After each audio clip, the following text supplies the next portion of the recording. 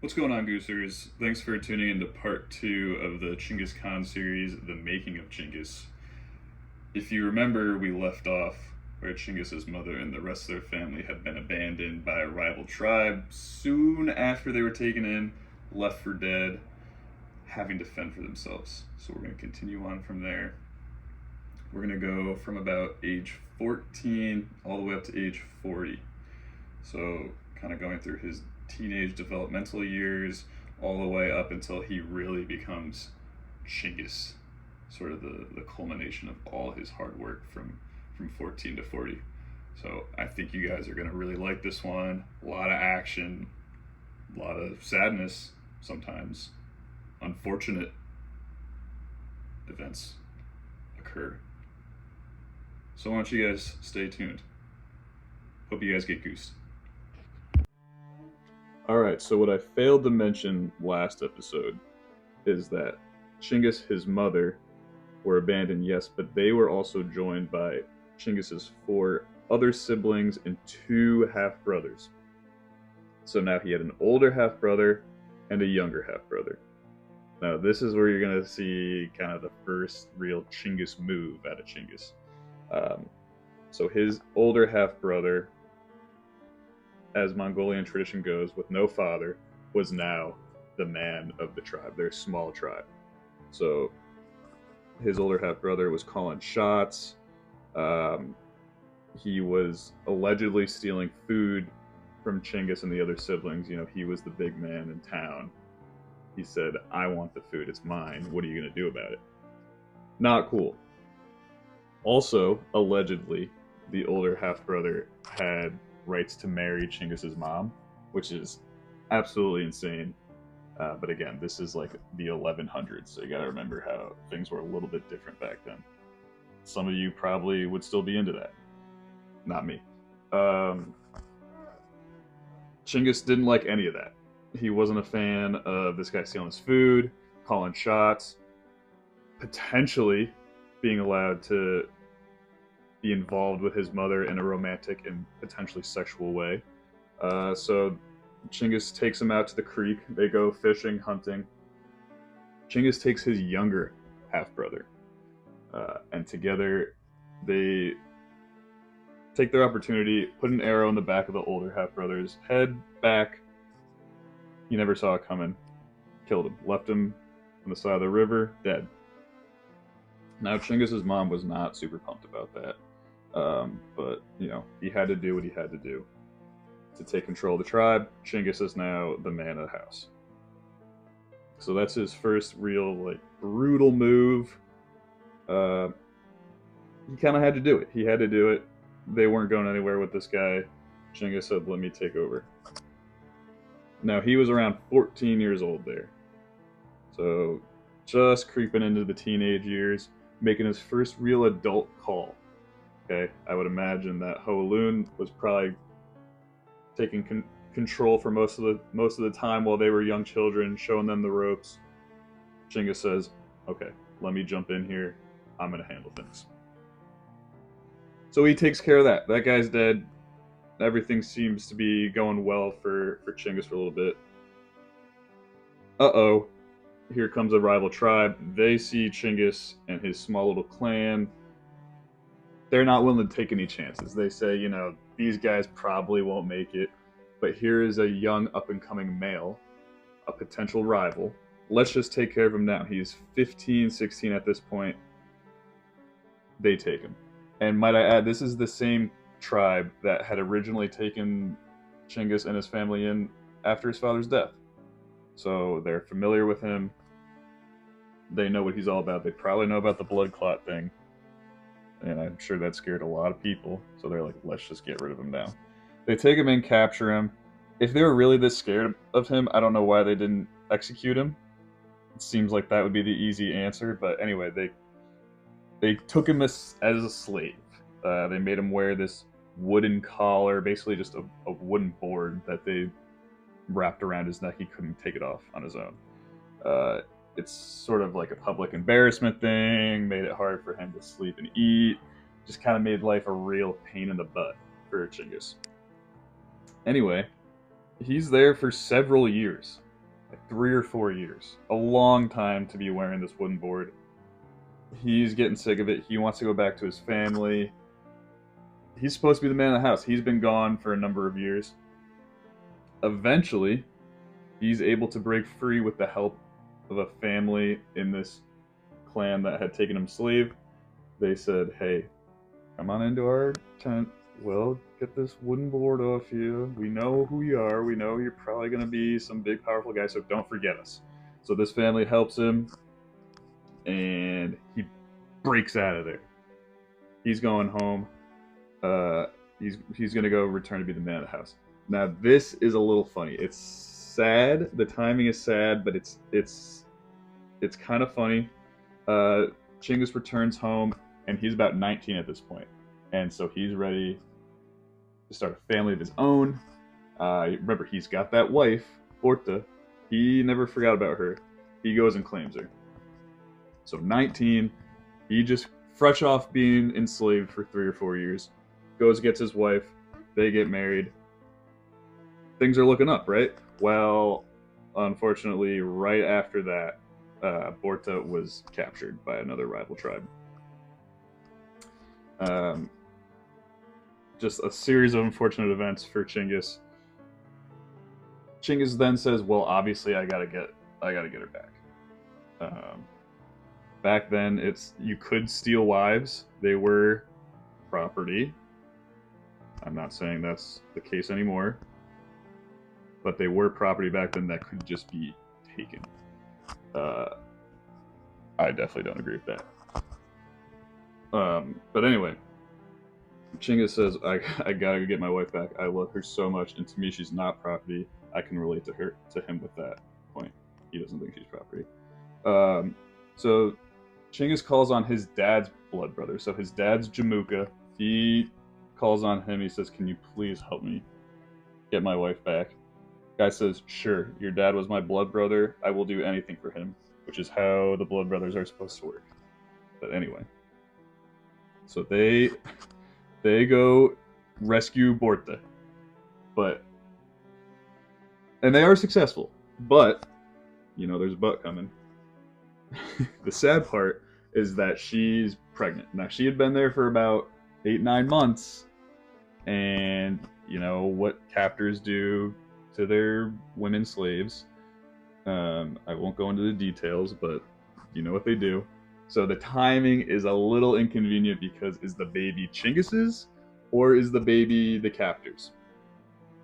It definitely puts in question the legitimacy of Chinggis's first child. I'll put in quotes, and this is important later when it comes down to who takes over next after Chinggis. Foreshadowing. Don't think too much about it for now. So just things seem to get better for Chinggis, and then right away they get a little bit worse. So now, obviously, this news has disappointed Chinggis. You typically don't really want to question if your son is actually your son. I think that would cause a lot of problems for me personally. I wouldn't be a huge fan of that. Anyway, Chinggis, the good guy that he can sometimes be, says, "I'm going to take this child in as my own. I don't care who the father is. I will raise him as my own son." And he does that throughout his whole life, treats him fairly, treats him equally as the rest of his future children get treated. Points to Chinggis there. He does show some compassion occasionally, as the secret history of the Mongols shows. So then after that little issue, there's about an 8-year period of little recorded history with Chinggis. Some people think he was taken slave again by the Jin dynasty in China. Some people think he served as a mercenary, possibly for another Chinese dynasty. I think he was probably just getting involved in some intertribal feuds in Mongolia, sort of gathering himself an army, building a reputation, getting his name out there, building up his political power. Now, at the end of this 8-year period, you'll see that he does come out with some following and a reputation. Same thing with Jamuka. Jamuka has been doing the same exact thing. So Jamuka's like, "Hey man, we're both kind of like the top dogs here. we're the up and comers. Let's team up. Let's go to battle together. And they do that, and they beat a rival tribe. Big win for the two up and comers. But bad news is they have a slight disagreement after this battle. Jamuka's like, hey, I am a huge fan of maintaining power through a single family in these tribes. I want birthright to be the deciding factor on who retains power. Because if you remember, Jamuka's dad was of political importance, so that he wants that to keep getting passed down. Chinggis is like, hey man, that doesn't make any sense. Like, I came from nothing. I worked my way to where I am. Why don't we do the same with the rest of the Mongolian tribes? Why don't we build up an army of people who've earned it and proven that they can do it? Makes sense, right? That's sort of like today we think, at least in America, that's how we do things. So Chinggis was a bit ahead of his time in that aspect, but Jamuka was like, no way. That's a shitty idea. That sucks. And honestly, I hate you for saying that. So they are beefing pretty heavily, and it boils up to a point where they are now going to have a battle against each other. Jamuka's army versus Chinggis' army. Chinggis is about 30 years old at this point, but Jamuka has established himself a pretty significantly larger army than Chinggis, and Chinggis gets taken down pretty handily. This should be a pro for Jamuka, but Jamuka is not the best winner. Kind of a dick when he wins. He boils some of Chinggis's men alive in a metal pot, and doesn't stop there. He then chops off their heads, ties their heads to the tails of his horses and his men's horses, and has them ride through the tribes of Chinggis's armies. And people, even Mongolians at the time, who are a rough people, a pretty rough crowd, were like, all right, that's a little too far.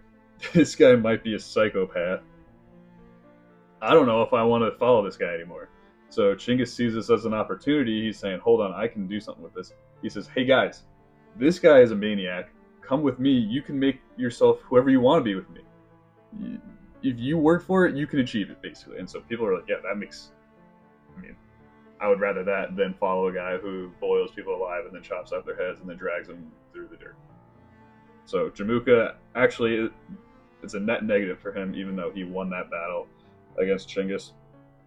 10 years later, again, both of the guys are maintaining and growing their following, trying to make it to the top. And it's about 50-50 now.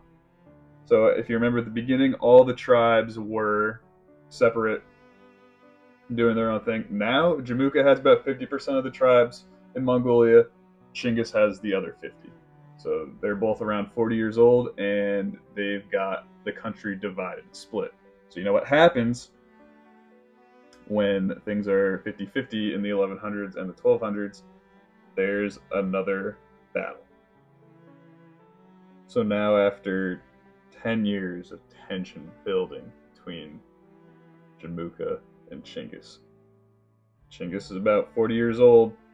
Here comes the big battle number 2 between Chinggis and Jamuka.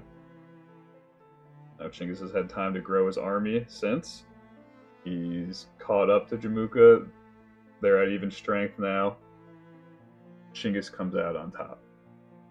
Takes down Jamuka, able to capture him, and typically, I would say probably 100% of the time, the political rival and the war rival would have been executed at this point.